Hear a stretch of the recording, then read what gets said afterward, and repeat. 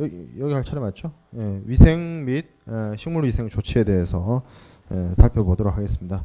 뒤에 있는 기술 표준 조치하고 이 식물위생 조치는 좀 같이 묶어서 보면 이해하기가 편한데 WTO 체제 하에서도 이 SPS 협정 또는 이제 TBT 협정이라고 하는 형식으로 각국의 이제 그 기술 표준과 식물 위생에 대한 어떤 제도를 보장하고 있는데 기본적으로 이런 사안들은 이제 SPS 협정 여기 세 번째 동그라미 있는 내용을 먼저 좀 살펴보면 동식물에 대한 어떤 해충이라든지 질병이라든지 아니면 질병의 원인체 이런 것들에 대해서 시행되는 조치를 말합니다. 그래서 SPS 협정하는 무슨 얘기냐면 그 각국의 정부가 그 나라의 어떤 국민의 생명이나 국민의 건강 이런 것들을 보호하기 위해서 공공정책으로서 각국이 동식물이나 아니면 검역 이런 것에 대한 여러 가지 규정, 제도를 운영하는 것을 말해요. 이런 것들은 WTO 체제 하에서 인정됩니다. SPS 협정 그 내용인데 그러면 FTA는 자유무역을 추구합니다. 자유무역을 추구하고 있기 때문에 시장 개방을 해야 되는데 만약에 수입국 정부 협정 상대국이 이러한 SPS에 대한 기준 그러니까 그 동식물이나 식품에 대한 검역 기준이 분명히 다를 거예요. FTA 그 체결한 국가들 간에 그리고 이 식품 검역이나 동식물에 대한 이런 여러 가지 규정들의 차이가 좀 많이 나거나 문제가 된다면 이것도 일종의 무역 장벽이 되어 버릴 수 있습니다. SPS 조치가. 뭐 그 나라는 당연히 자국의 국민들의 어떤 건강이나 생명과 직결되는 문제이기 때문에 당연히 두어야 되는 제도고 당연히 두어야 되는 조치이며 당연히 두어야 하는 절차라고 할 수 있는데 이게 이쪽 상대방 국가에는 그런 제도가 없다라면 우리는 큰 문제 없이 사용되어졌고 소비자한테 판매되는 것이 다른 나라에서는 수입이 되지 않는다거나 뭐 검역에 걸린다거나 하는 문제가 되어질 수 있기 때문이죠.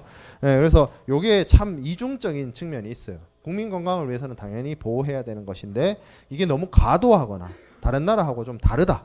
다른 나라보다 너무 높다라고 하면 무역 장벽이 되어버릴 수 있는 문제가 있다는 거죠. 그래서 어떻게 하느냐. 양쪽으로 다 인정해 줍니다. 그래요. 맞아요. WTO에서도 인정하는 이 SPS 식물위생 규정 준수해야죠. 그리고 이게 FTA를 맺은 상대국 간에 무역 장벽이 되어서는 안 돼라는 것에는 모두 다 동의를 해요.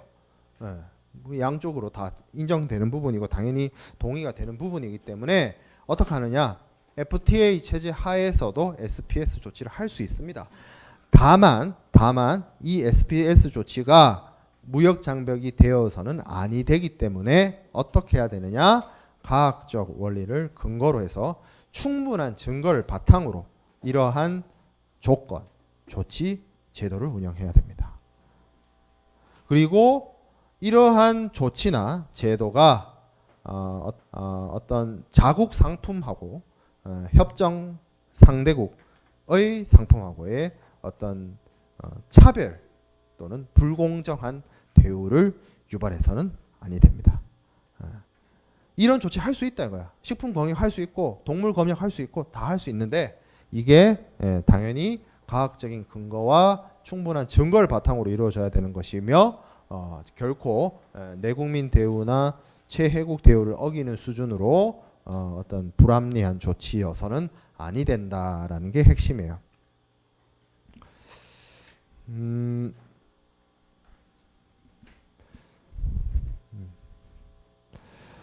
보통 뭐 크게 문제가 되는 부분은 이게 아무래도 뭐 어떤 그 시민사회의 성숙이나 이런 문제로 인해서 선진국들이 대체적으로 개발도상국들보다는 이런 위생과 관련된 식물 검역과 관련된 기준이 좀 엄격합니다. 아무래도 그렇기 때문에 이러한 것들이 보통 이제 FTA를 체결을 할 때 이런 것들이 이제 요구를 한단 말이죠. 이 정도 수준의 어떤 검역 조치라든지 위생 조치라든지 이런 것들이 당연히 이루어져야 되고 거기에 대해서 위험 평가라든지 위험 검사라든지 성분 검사라든지 뭐 이런 것들이 이루어져야 되는데 그거 다 보장한다 이거예요. 다만 이 위생 조치가 뭐 어떤 정보나 증거가 불충분하다라고 한다면 이거는 국제기구가 인정되는 수준 하에서 다른 정부의 정보를 이용하거나 조치를 하거나 할 수 있습니다. 클레임을 걸 수 있다는 거죠. 이런 것들에 대해서. 그리고 이렇게 서로 협정 상대국 간에 위생 및 식물 위생 조치에 대한 견해 차이가 있거나 이런 물품에 대한 검사나 검역을 하기 위해서 각 당사국이 대표를 보내서 위생 및 식물 위생 조치 위원회를 만들어서 여기서 이 논의를 토의할 수 있도록 이 FTA란 게 심판이 없어요. 심판이 없기 때문에 이런 위원회를 설립을 해서 이 문제를 다룬다라는 거죠. 그래서 뭐 굉장히 많은 말들이 여기 강의 자료에도 나와 있고 이 협정문에 있는 내용을 제가 옮겨왔는 건데 그 실제로 협정문 내용을 읽어봐도 되게 애매모호하게 표현되어질 수밖에 없습니다. 이 부분이 뭐 딱히 된다 안 된다 말하기 애매해요. 조치의 필요성 공감하고 그리고 이 조치가 무역 장벽이 안 된다, 무역 장벽이 되어서는 안 된다는 것도 공감해요. 그러니까 그 접점을 찾아야 되는데 그 접점을 이제 굉장히 애매한 표현이죠. 과학적인 방법으로 충분한 증거를 바탕으로 해야 된다. 그 과학적인 방법과 충분한 증거는 어느 정도까지가 인정되느냐 뭐 그런 세부적인 규정은 좀 찾아보기 힘들어요. 자 그리고 이 비슷한 것들로 기술 표준과 관련된 조치가 있습니다. 기술 표준은 대체적으로 어떤 상품을 제조하는 데 있어서 관련되어지는 공정이라든지 생산 방법이라든지 그런 것들을 만드는 데 들어가는 뭐 규칙, 기준, 지침 뭐 이런 것들을 말합니다. 이런 것들도 보면 각국이 좀 상이하게 규정해 놓았거나 아니면 그 기술 수준이 조금 높거나 시민 사회가 좀 성숙되어 있거나 뭐 이런 것들의 차이로 인해서 좀 선진국들의 경우에는 조금 높은 수준의 기술 표준을 요구하거나 기술 수준 뭐를 요구하거나 그런 경우가 더러 있습니다. 그러니까 똑같은 물건을 만들었을 때 어떤 나라에서는 충분히 이 물건이 판매 가능한데 다른 나라에서는 뭐 탄소 배출량이라든지 아니면 뭐 여러 가지 이유로 뭐 안전도라든지 상품에 대한 안전도, 전자파 뭐 이런 문제로 인해서 판매가 안 되는 그런 문제가 생겨날 수 있다는 거죠. 그래서 이 부분에 대해서도 사실 WTO의 TBT 협정이라는 게 있는데 이것도 사실 기술 이 표준 문제도 식품 위생 문제하고 관련 똑같아요. 이거 각국이 그 나라 정부 정책과 공공 목적으로 기술 표준에 대해서 규정을 해놨어요. 우리나라에서 팔려면 전자파는 한 이 정도 이상 나오면 안 되고 뭐 자동차를 팔 거면 탄소 배출은 이 정도 이상 하면 안 되는 것이고 이런 식으로 다 규정할 수 있어요. 그 다 각국의 재량 행위니까 뭐 주권을 가진 국가가 당연히 그런 제도를 만들고 그 국민 건강과 생활 안전이나 뭐 이런 것들을 위해서 하는 건데 이게 당연히 나라마다 다르단 말이에요. 나라마다 다르니까 어떤 나라에서 다른 나라로 물품이 수출입될 때 무역 장벽이 돼버릴 수 있다는 거예요. 이런 기술 표준이. 그래서 어떻게 해야 되느냐. 최대한 기술 표준에 대해서 인정하고 여기 나와 있는 것처럼 정당한 목적을 추구할 수 있도록 보장하는 표준 관련 조치를 준비, 채택, 적용, 유지할 수 있습니다. 해야죠. 자국에 주어진 권한으로서 이런 기술 표준과 관련된 제도 유지할 수 있고 채택할 수 있고 적용할 수 있어요. 하지만 이게 무역 장벽이 돼서는 안 된다는 거죠. 이 기술 표준 조치로 인해서 그 나라 상품과 그 협정 상대방 국가의 물품이 뭐 서로 불합리하다든지 부당한 대우를 한다든지 불공정한 대우를 한다든지 그렇게 해서는 안 되고요. 그렇기 때문에 그렇게 최혜국 대우와 내국민 대우를 벗어나지 않는 상태에서 그리고 무역에 어떤 불필요한 장애를 초래하지 않는 한도 내에서 이런 것들이 이루어져야 됩니다. 그리고 이 부분에 대해서 서로 의견이 다르거나 했을 때의 문제를 해결하기 위해서 똑같죠. 식품위생과 관련된 것처럼 여기도 표준 관련 조치위원회를 설립을 해서 양 당사국이 대표부를 보내고 이 문제에 대해서 어떤 운영에 대한 감독, 그리고 각 조치에 대한 검토 이런 것들을 할 수가 있게 됩니다.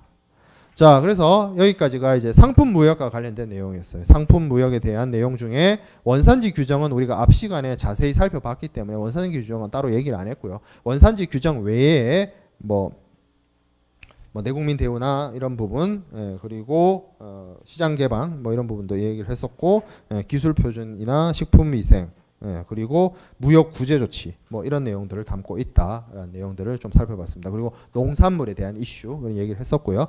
자, 그다음에 투자 서비스 파트가 또 따로 나와요. 이거는 상품 무역이 물품의 이동이었다면 이 투자 서비스 챕터는 자본의 이동입니다. 자본의 이동. 그리고 사람의 이동이죠. 자본과 사람의 이동에 대해서 규정하고 있는 것이 투자 서비스 관련된 내용에 대한 부분입니다. 그래서 FTA 협정마다 조금 다른데 그 서비스 이동, 용역의 이동에 대해서 이거를 투자 파트로 보는 FTA도 있고요. 한 아세안 FTA처럼 투자로 보는 경우가 대부분이고, 이거를 별도로 서비스 부분을 따로 빼서 보는 한 아세안 경우가 있습니다. 자, 그러면 이 투자라는 거는 뭐냐? 좁은 의미에서는 해외 직접 투자만을 의미한다고 생각할 수도 있는데, FTA에서 말하는 투자는 그런 직접 투자 외에도 간접 투자라든지 아니면 주식을 매입을 해가지고 지분 참여를 한다든지 아니면 채권 발행을 통해서 뭐 대출 이런 것들을 한다든지 아니면 채권 발행한다든지 뭐 그런 방식으로도 충분히 가능하고요. 국내에 어떤 기업을 인수하거나 아니면 동산이나 부동산에 대한 투자 이런 것들도 투자입니다. 투자. 외국 기업이 실제로 국내에 있는 대형 부동산을 매입을 해서 운영을 하고 하는 것들 이런 것들도 해외 자본이 국내로 들어오는 것이기 때문에 투자의 일종으로서 보는 거죠. 그러니까 자산을 구입하고 뭐 이런 것들 다 포함을 합니다. 좀 넓은 의미로서의 투자예요. 자, 그러면 이 투자가 이루어질 때 해외에서 투자가 이루어질 때 FTA 상대국으로 어떻게 해야 되느냐? 기본적으로 상품 무역처럼 이 투자에 대해서도 내국민 대우와 최혜국 대우가 이루어져야 돼요. 그래서 투자자에 대해서 국내의 자본가와 동일하게 어떤 법인의 설립이라든지 자산의 취득이라든지 뭐 경영이라든지 아니면 기업의 운영, 판매 이런 것들과 관련해서 국내 자국의 투자자와 동일하게 절대 외국 투자자에게 협정 상대방 국가의 투자자에게 절대 불리한 대우를 해서는 안 됩니다. 그게 이제 투자 서비스에 대한 내국민 대우고요. 똑같이 최혜국 대우도 이루어져야 돼요. 이게 앞에서 우리가 FTA 전문 총칙에서 얘기했던 것처럼 이러한 특혜를 부여한다라고 해서 비협정 상대국의 투자자에게 어떤 불합리하거나 기존보다 불리한 대우를 부여해서도 안 됩니다. 최국 대우하고 관련이 되어 있죠. 요거 외에도 상품 무역하고 다르게 이 투자와 관련해서는 이행 요건 부과 금지의 원칙이 적용이 됩니다. 그래서 기본적으로 해외에서 들어오는 이 투자 자본에 대해서 국내와 동일하게 공정하고 공평한 대우를 해야 되고요. 그리고 해외 자본이 국내 유입에 대해서 완전하고 안전한 보호를 해야 돼요. 아무래도 여러분들도 한번 생각을 해보세요. 내가 만약에 어느 자본이 있어서 다른 나라에 투자를 한다. 나는 그 나라와 뭐 아무런 연관도 없고 그 나라 국적의 사람도 아니고 그야말로 외국인인데 외국인이 그 어떤 나라에 투자를 한다라고 했을 때 느낄 수 있는 가장 큰 위험성은 내 재산이 그 나라로 넘어가서 거기서 안전하게 그 나라의 법과 제도로 보호받을 수 있느냐에 대한 의구심이 제일 클 거예요. 안전성에 대한 문제가 크단 말이죠. 그런 안전성에 대해서 확실하게 보호해 주어야 한다라는 겁니다. 자, 그리고 이러한 외국인 투자에 대해서 국내 기업하고 좀 다르게 물품에 대해서 어떠한 뭐 이행 조건을 걸어서는 안 돼요. 뭐 이런 거죠.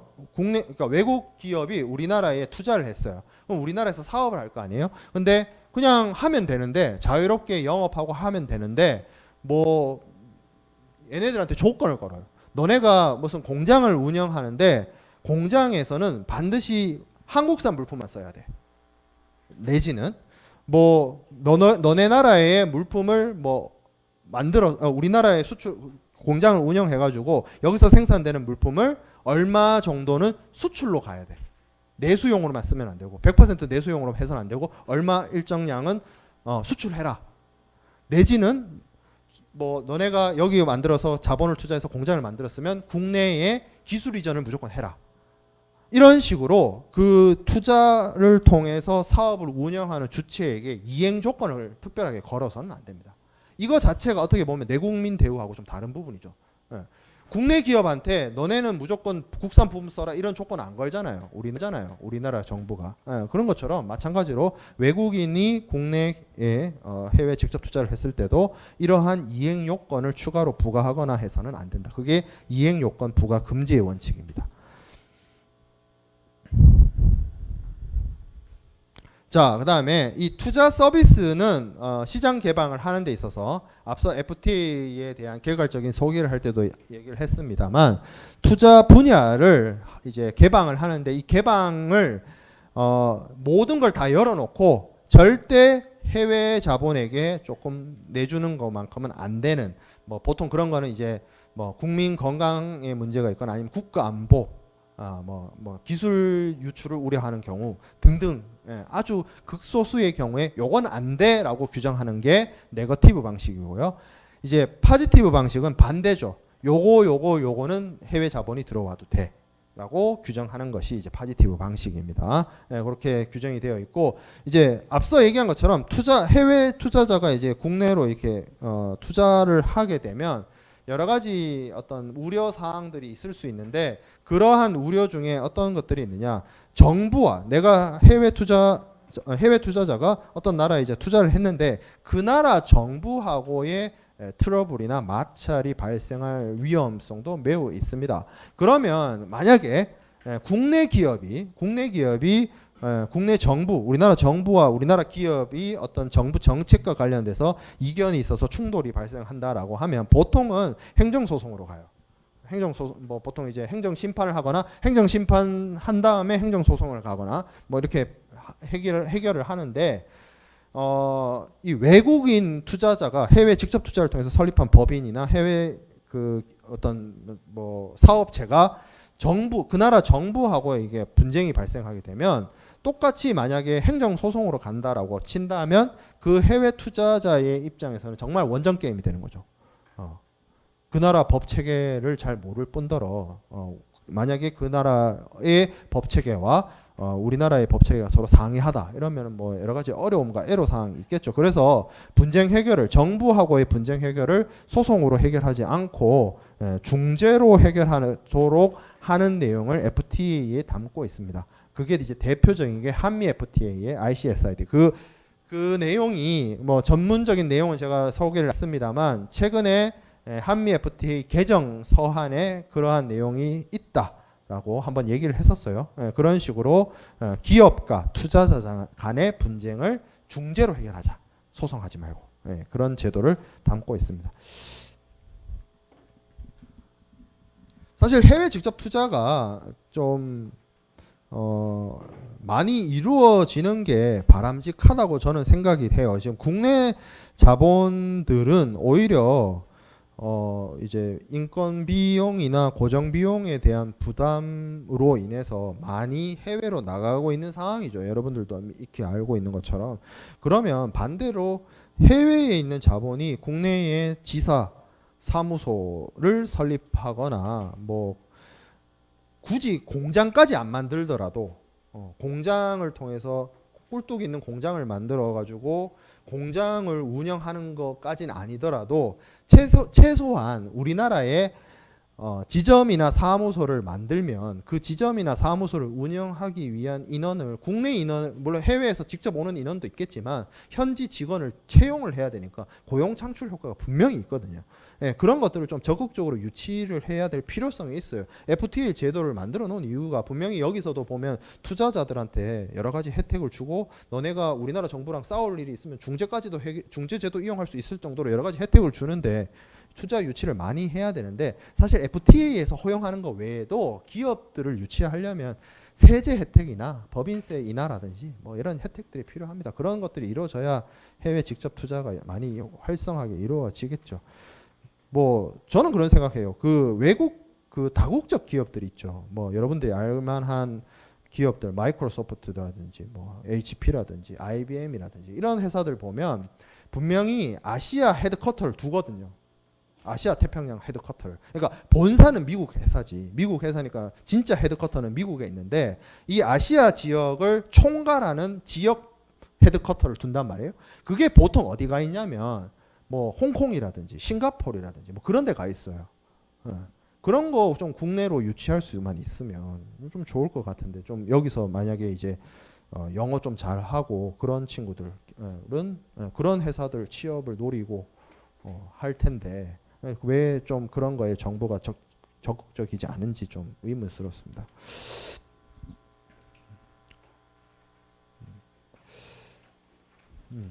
그러니까 FTA를 통해서 해외 직접 투자를 유인할 수 있는 유인책은 만들어놨는데 이게 과연 실효성이 있느냐? 이게 진짜 실효성이 있으려면 이제 이거는 정부의 노력이 필요하다는 거죠. 많이 유치를 하려면. 자, 그러면 이제 투자 외에 국경 간 서비스 무역에 대해서 얘기를 해봅시다. 국경 간 서비스 이거는 상품의 이동을 얘기하는 게 아니고요. 그리고 자본의 이동을 얘기하는 게 아니에요. 그러니까 개념이 좀 애매할 수 있는데 여기 1, 2, 3 아라비아 숫자 1, 2, 3 동그라미로 해놨죠. 이런 거예요. 자, 일방 당사국 영역에서 여기서 말하는 일방 당사국은 A국입니다. A국. 그리고 타방 당사국. 그 일방 당사국을 제외한 나라겠죠. B나라. 표현이 왜 이렇습니까? 협정문이 이렇게 써놨어요. 그러니까 협정문이 뭐 양자간 체결된 것도 있지만 다자간 체결도 있기 때문에 어떤 특정한 나라가 언급하기보다는 그러니까 그리고 양자 체결일 때도 그렇게 생각해 봅시다. 이게 A 나라가 한국일 수도 있고 타방 상대국이 미국일 수도 있고 반대 경우도 있잖아요. 일방 당사국이 미국이고 타방 당사국이 한국일 수도 있잖아요. 협정문은. 그러니까 표현을 한국은 미국은 이렇게 안 하고 일방 당사국이 반대편 나라 타방 당사국에 이렇게 표현을 해요. 협정문 자체에. 그리고 여기도 보면 제가 두 번째 줄에 보면 일방 당사국 영역에서 그 당사국의 사람으로부터가 영문으로는 people인데 국문 번역에는 이거를 국민으로 번역하는 나라도 있고요. 인민으로 번역하는 나라도 있고요. 공민으로 번역하는 나라도 있고요. 지 맘대로예요. 나라마다 좀 다르죠. 중국 같은 경우에는 people을 번역을 인민으로 해요. 근데 우리는 people을 번역을 국민으로 한단 말이죠. 그런 게 좀 달라요. 협정문마다. 그거는 협정문마다 조금씩 차이가 있겠구나. 이렇게 생각하면 됩니다. 자, 그러면 1번에 봅시다. A 나라 영역에서 B 나라 영역으로 타방 당사국의 영역으로 어떤 게 공급돼요. 서비스가. 자, 두 번째 일방 당사국 영역에서 그 당사국 사람 그러니까 A 나라 사람으로부터 B 나라 사람에게로 공급되는 서비스. 자, 세 번째 타방 당사국 영역에서 B나라예요. B나라에서 A국 사람이 B나라로 갑니다. 그리고 그 B나라에서 뭘 해줘요? 공급을 해줘요. 용역을 해주는 거죠. 용역. 그러면 이 용역이란 건 대체 뭐를 말하는 거냐? 일상적으로 이런 걸 생각해 봅시다. 우리가 살면서 여러 가지 서비스를 받을 수 있어요. 하다 못해 뭐가 있을까? 자동차 정비도 서비스고, 미용실 가는 것도 서비스고, 사진관 가서 증명사진 찍는 것도 서비스죠. 근데 여기서 말하는 서비스는 좀 더 그거보다 더 나아간 거, 법률 서비스, 의료 서비스, 회계 서비스, 컨설팅 서비스, 교육 서비스, 이런 것들을 말합니다. 어떤 회사가 멋지게 사옥을 짓고 싶어요. 국내 건축가한테 의뢰해도 되지만 FTA 상대국에 굉장히 유명한 건축 설계사가 있어요. 의뢰합니다. 설계도 만들어주세요. 예. 그러면 정말 설계도만 그리겠어요? 우리나라 와서 뭐 현장도 볼 거고 할 거 아니에요. 예. 그 사람은 상품을 수출하는 거예요? 아니죠. 뭘 주는 거예요? 건축 설계라는 용역을 해주잖아요. 그걸 말하는 거예요. 그거를 국경 간 서비스 이동이라고 하는 거예요. 자, 의료 서비스. 의료 서비스란 건 병원 가는 거 아닙니까? 병원 가는 거를 왜 국경 간 이동이 발생합니까? 여러분들은 굉장히 좋은 의료 시스템 하에서 사는 겁니다. 혹시 미국의 의료보험 체계에 대해서 이야기 들어본 경우 있죠? 예, 의료보험이 없으면 병원 가면 안 되는 나라예요, 미국은.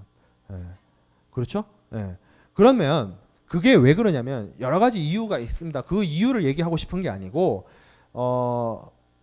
뭐 굉장히 비용이 비싼데 보험이 없다면 보험이 있어도 비싸죠. 미국은. 근데 이런 게 있어요. 우리는 여러분들이 쉽게 의료보험이나 실비보험이나 이런 안전장치를 통해서 MRI나 엑스레이나 이런 걸 쉽게 찍어요. 너무 많이 찍어서 문제지. 엑스레이나 CT나 뭐 MRI나. 근데 MRI나 CT나 엑스레이를 찍는 게 문제가 아니라 그걸 판독을 해야 되잖아요. 엑스레이야 비의료인이고 비전문가인 내가 봐도 아 뼈가 제대로 있구나, 뼈가 제자리에 있구나 이걸 알 수 있지만 MRI를 찍었어요. 아니면 초음파 검사를 했어요. CT 검사를 했어요. 그거 내가 볼 수 있어요? 비전문가가? 아니죠. 의사가 봐줘야죠. 의사 선생님이 이거 봤을 때 뭔가 이상하다. 이거 판독을 해줘야 되잖아. 실제로 미국 같은 경우는 어떠냐면 MRI를 찍어요. 찍은 다음에 이 필름을 인도에 있는 의사 이런 사람한테 보여줍니다. 그리고 인도에 있는 의사가 원격으로 판독해요. 당신 암 뭐 이렇게, 당신 정상 뭐 이렇게. 아니 그 인건비가 비싸니까 그게 가능한 거야. 그리고 이게 MRI라는 게 결국에 파일이거든, 디지털 파일이거든. 찍어본 사람 알 거야. CD로 줘요. 파일 담아서. 파일 보내면 되잖아. 보내고 그 사람이 파일 열어가지고 보면 의사 전문가면 의학적 지식이 있는 전문가라면 이거 뭔가 문제가 있다. 이 부분을 체크해서 다시 회신해 주면 되잖아. 그렇게 많이 한단 말이에요. 그런 서비스를 말하는 거예요. 그런 서비스. 자, 그러면 이러한 국경 간 서비스 이동은 뭐가 포함이 되지 않느냐? 투자는 아니에요. 자본의 이동이 이루어져 가지고 뭔가 이게 기업이나 법인이 설립돼서 하는 그런 건 아닙니다. 거기에 해당되지 않는 거고, 이런 국경 간 서비스 이동에도 반드시 상품 무역처럼 내국민 대우나 체해국 대우가 이루어져야 됩니다. 뭐 이러한 서비스를 제공하는 사람이 자국에서 서비스를 제공하는 사람보다 불리해져서는 안 된다는 거죠. 그리고 비협정국의 서비스 공급자에 대해서도 기존보다 불합리하거나 불리한 대우를 해서도 안 되고, 내국민 대우하고 체해국 대우가 이런 서비스 무역의 서비스 이동에도 적용이 됩니다. 그리고 그 외에도 몇 가지 더 기준이 추가되는데, 이런 서비스 공급, 서비스 이동 이런 것들에 대해서 뭐 사업을 하는데 제약을 걸어서는 안 돼요. 뭐 사람을 고용하는데 사람의 고용을 제한을 한다든지, 아니면 서비스를 제공하는데 뭐 해줄 수 있는 분야를 제한한다, 범위를 제한한다거나 뭐 이런 것들을 해서는 안 됩니다. 이런 것들이 결국에는 그 공정 경쟁을 해치는 부분이니까 서비스의 공급에 있어서 시장을 완전히 개방을 해야 됩니다. 그리고 또 이런 서비스가 결국에는 사람의 이동이기 때문에 이런 제약을 걸어서는 안 돼요. 어떤 제약?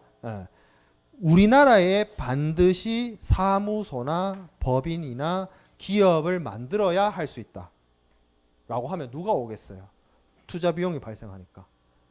어차피 사람이 오면 되는 건데, 설계사가 외국에 좋은 설계사가 있어서 건축 설계를 맡겼는데 이 사람이 우리나라의 건물을 건축 설계해 주려면 우리나라에 반드시 건축 사무소 만들어야 된다 그러면 누가 해주겠냐고. 그죠? 그런 식으로 현지 주재를 반드시 해야 된다는 요건을 걸어서도 안 됩니다. 당연하죠. 시장 제한, 시장 접근을 완전히 열어야 되고 반드시 우리나라에서 해주는 우리나라의 사무소나 법인을 만들어야 된다는 조건을 걸어서도 안 됩니다. 그리고 이런 서비스 제공과 관련돼서 무슨 뭐 수량 제한을 한다든지 해서도 안 돼요.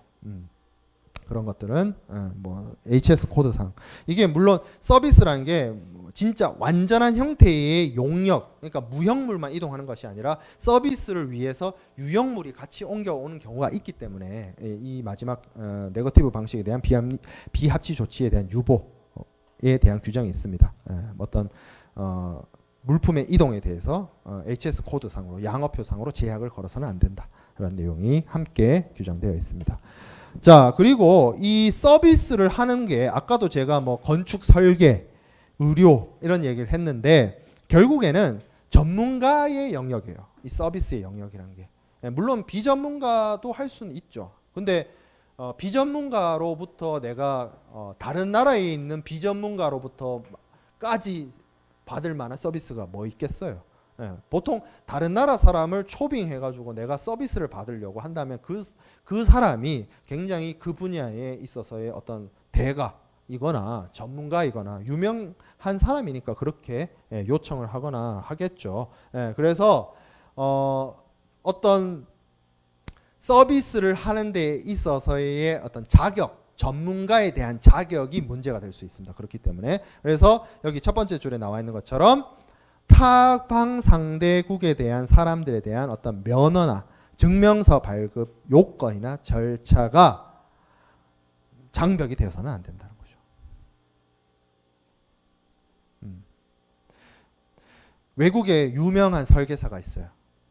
이 사람으로부터 건축 설계를 받고 싶어요. 근데 이 사람은 우리나라의 건축 대학을 나오거나 우리나라에 있는 건축 면허, 건축사 자격을 획득하진 않았어요. 그래서 안 돼. 불법이야. 불법 건축물이야. 이렇게 하면 안 될 거 아니에요. 그죠? 그런 식으로 이런 것들에 대한 어떤 면허나 증명에 대한 어떤 제약 이런 것들을 걸어서는 안 됩니다.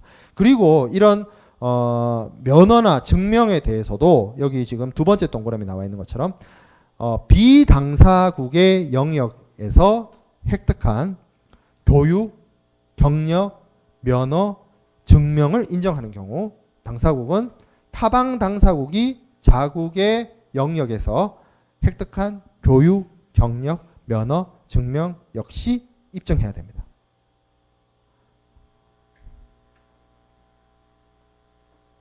그러니까 당사국이 어떤 다른 나라에서 배운 교육이 있죠. 다른 나라에 그러니까 우리나라는 우리나라 사람들한테 여러 가지 면허도 주고 뭐 인정도 하고 그러잖아요. 근데 우리나라가 다른 나라의 어떤 교육 체계, 그 나라의 뭐 대학, 그 나라의 뭐 대학원에서 받은 학위, 뭐 아니면 다른 나라에서 인정받은 면허, 다른 나라에서 받은 자격 증명, 자격증 이런 것들을 만약에 인정해요. 그러면 어떻게 해야 되겠어요? 협정 상대방 국가에서도 그 나라에서 얻은 면허나 증명이나 이런 거 당연히 인정해 줘야 되죠. FTA 상대국인데 더 나아가지는 못할 망정 인정해 줘야 되겠죠. 근데 이게 뭐 이건 규정은 규정이에요. 규정은 규정이에요. 그래서 당사국이 비당사국에서 획득한 교육, 경력, 면허 인정하는 경우 당사국은 협정 상대방 국가의 교육, 경력, 면허 인정해 줘야 되는데 기본적으로 우리나라는 다른 나라에서 획득한 교육, 경력, 면허 증명을 그러니까 교육은 인정하지. 경력도 인정하지. 근데 면허나 증명은 운전면허 제외하고는 잘 인정이 안 돼요. 다른 나라에서 국제면허증 따와요. 그거 인정해 주잖아. 문제 안 돼요. 다른 나라 대학에서 박사학위를 취득했어요. 다 인정되잖아요. 다른 나라에서 어떤 회사에서 10년 근무했어요. 그거 다 인정돼 주잖아요. 근무 경력으로 다 인정해 주잖아요. 우리나라 기업들이. 근데 여기 있는 것처럼 어떤 면허나 증명 이거는 잘 안 해줍니다. 여기서 말하는 면허나 증명은 뭐가 있겠어요? 변호사, 의사, 약사, 회계사, 세무사, 노무사, 간평사, 변리사 이거 외국에서 이거 외국에서 취득해가지고 우리나라 들어오면 인정돼요? 안 됩니다. 이게 인정되기 시작하면 조금 곤란할 이유는 없는데 사실 따지고 보면 곤란할 이유는 없는데 기존에 국내에서 이러한 면허나 자격을 가지고 계신 분들이 반대합니다. 그렇겠죠. 법으로서 법적인 보호로서 독점적 영업권과 독점적 지위를 가지고 있는 영업할 수 있는 법률 대리는 변호사, 회계 감사는 회계사, 그렇죠? 예. 뭐 특허 출원은 변리사. 뭐 그런 식으로 이 영업 독점적인 영업권과 권한과 업무 영역이 확보되어 있는데, 이게 외국에서 유사 자격증이나 면허를 따왔다라고 해서 동등한 이거를 영업권을 부여하기 시작하면 우리나라 안에 있는 이 이익단체라고 해야 될까요? 난리가 나요. 하다못해 지금도 여러분들 알다시피 로스쿨 증원을 한다든지, 또 그런 이슈 있죠. 회계사 선발 인원을 늘린다라고 하면 기존에 있는 회계사나 변호사 쪽에서 반대를 한단 말이죠.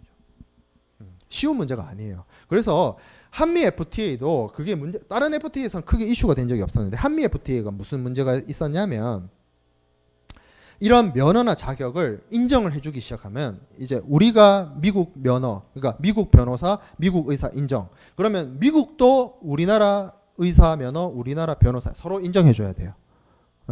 그러면 이런 게 가능해지죠. 미국에 어디 가가지고 뭐 좀 사람 안 많이 사는 주나 이런 데 가가지고 거기서 로열을 따요. 변호사를 따요.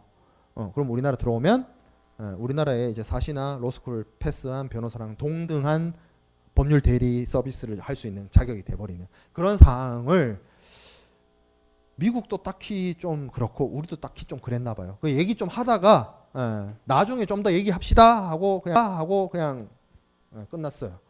결과적으로 얘기하면 안 됐습니다. FTA를 통해서 서로 이제 면허 인정이나 이런 부분이 그 챕터는 있어요. FTA, 한미 FTA 협정문에 가보면 이러한 면허나 자격에 대한 상호 인증에 대한 챕터는 있는데, 확실하게 결론은 안 나오고 그냥 추후에 논의해 봅시다 정도로 끝냈어요.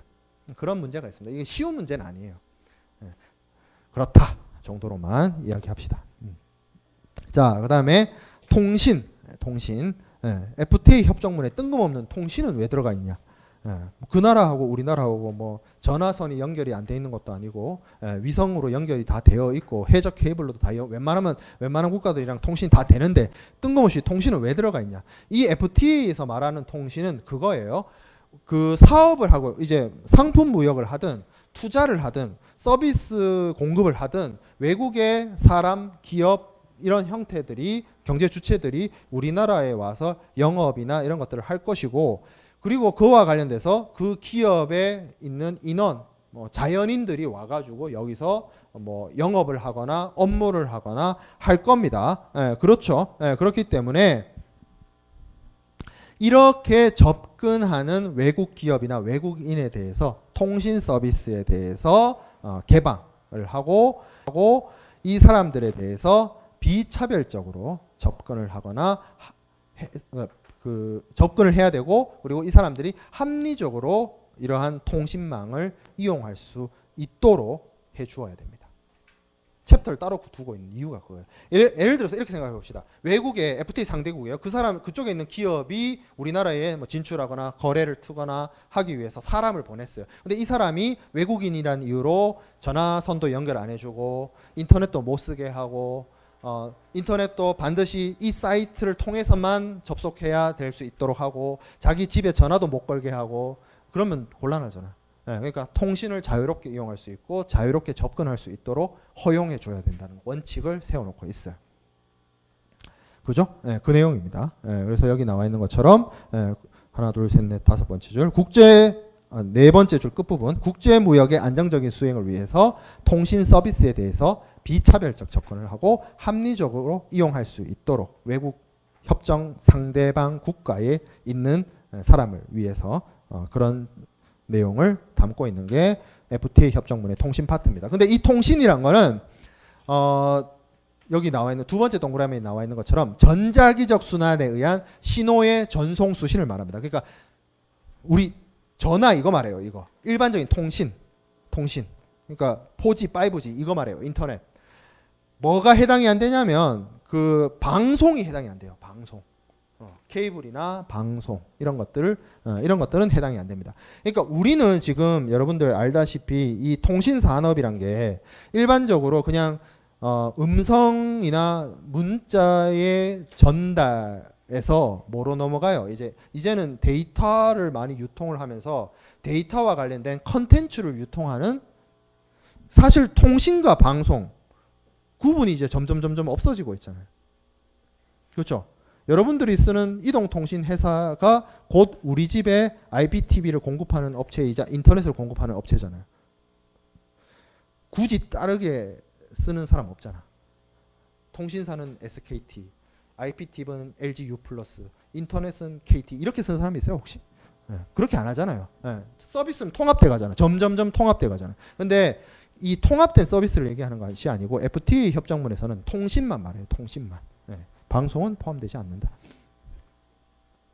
자, 그래서 뭐 여기 나와 있는 것처럼 공중전기통신망 또는 서비스를 다른 나라 타방 당사국 사람이 접속하거나 사용하는 것과 관련돼서 뭐 크게 문제에 대해서는 안 된다는 거죠. 뭐 통신망의 단말기나 설비를 접속하는 것에 대한 표준 관련 조치를 의미한다. 뭐 이렇게 되어 있고 뭐 되게 어려운 말이 되어 있는데, 예, 그리고 밑에 타방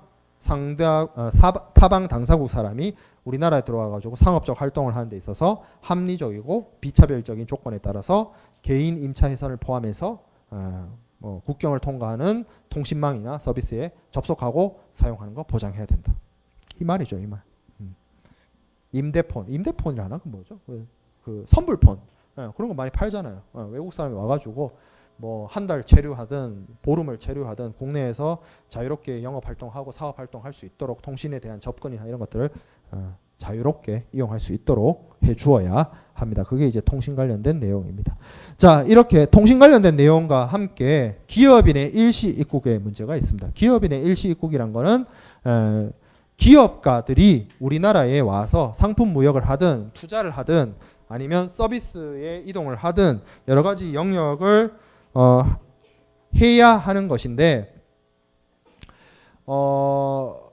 이것을 제약을 한다든지 입국을 까다롭게 한다든지 해서는 FTA 취지에 맞지 않겠죠. 그래서 필요에 따라서는 이렇게 영주할 의사 없이 오는 외국의 협정 상대방 국가의 기업인이 자유롭게 국경을 이동하고 업무를 보고 할 수 있도록 해 주어야 합니다. FTA마다 조금 다르긴 한데 기업인의 일시 입국에 대해서 비자 면제 혜택을 주거나 이런 식으로 제도를 운영하고 있고요. 근데 이제 이런 것들이 문제가 되는 게 뭐냐면 이러한 일시 입국을 허용하고 상호 무역 촉진을 위해서 개방하는 것은 바람직하나 이게 어떤 이렇게 입국하는 사람이 뭐 스파이 행위를 한다든지 뭐 아니면 뭐 위장 취업을 한다든지 하는 문제가 있을 수는 있어요. 예, 그래서 그런 부분에 대해서는 제도적으로 각국이 안전장치나 보호장치를 마련할 수는 있습니다. 그래서 기업인의 일시 입국을 뭐 무제한적으로 뭐 우리나라에 이렇게 들어오면 비즈니스 목적으로 들어오면 뭐 10년, 20년 뭐 체류할 수 있고 이런 건 아니고요. 기한을 둔다든지 몇 개월로 국한을 한다든지 하는 안전장치, 보호장치 두고 있습니다. 그리고 우리나라의 어떤 필요나 어떤 목적에 맞게 어떤 공중보건이나 안전 혹은 국가안보 이런 부분에 있어서 외국에서 오는 사람에 대해서 일시 입국을 허용해야 하고요. 그리고 FTA에 이런 내용이 있기도 해요. 노동 분쟁을 해결하거나 이 분쟁과 관련된 사람에 대한 입국에 대해서는 필요한 경우에 거절을 할 수 있다라고 되어는 있는데 실제로 한 사례를 제가 알지를 못하고요. 그리고 어떤 특정한 사람이 어떤 우리나라의 이런 뭐 분쟁이나 이런 문제 때문에 일시 입국을 우리나라가 거절하게 되면 일종의 추방이잖아요. 외국 사람을. 그런 경우이기 때문에 그 협정 상대방 국가에 통보를 하도록 규정은 해놨어요. 근데 이런 거는 사실 하기가 어려워요. 왜냐하면 외국하고의 바로 외교 분쟁으로 비화될 수가 있기 때문에 이건 그냥 내가 봤을 땐 그냥 규정이다. 규정일 뿐이다라는 생각이 드네요. 자, 그리고 투자 서비스와 관련된 이제 마지막 내용이 이제 경쟁 파트입니다. 이게 협정문 챕터 명이 경쟁인데 무슨 뭐 싸우겠다 뭐 결전을 치르겠다 이런 내용을 담고 있는 것이 아니고요. 경쟁 챕터의 내용은 뭐냐면 시장 경제와 이 자유시장 시장 경제의 어떤 보완 조치로서 각국이 반경쟁, 반공정에 대한 제도를 두고 있는 경우가 있습니다. 이 그러면 반시장 행위, 반경쟁 행위란 게 뭐냐? 여기 보면 첫 번째 동그라미의 한 세 번째 줄에 우월한 지위에서 기인하는 반경쟁적 합의, 담합, 그리고 간행, 담합 간행, 그리고 남용. 반경쟁적 합의가 뭐겠어요? 독과점, 가격 담합, 우월한 지위에 따른 남용. 뭐예요 이거? 갑질. 이런 것들을 관리 감독하는 정부 부처가 어디예요? 우리나라 기준으로 공정거래위원회잖아. 공정거래위원회. 그죠? 이런 조치를 한단 말이에요. 각국이 그 제도의 운영이나 제도의 운영 정부 기관은 좀 다르겠죠. 우리나라랑 상황이 같거나 이 정부 체계가 다르니까. 근데 기본적으로 미국이든 다른 나라든 보면 독과점, 그리고 뭐 가격 담합 이런 건 다 규제합니다. 그렇죠. 그런 제도를 운영하고 있어요.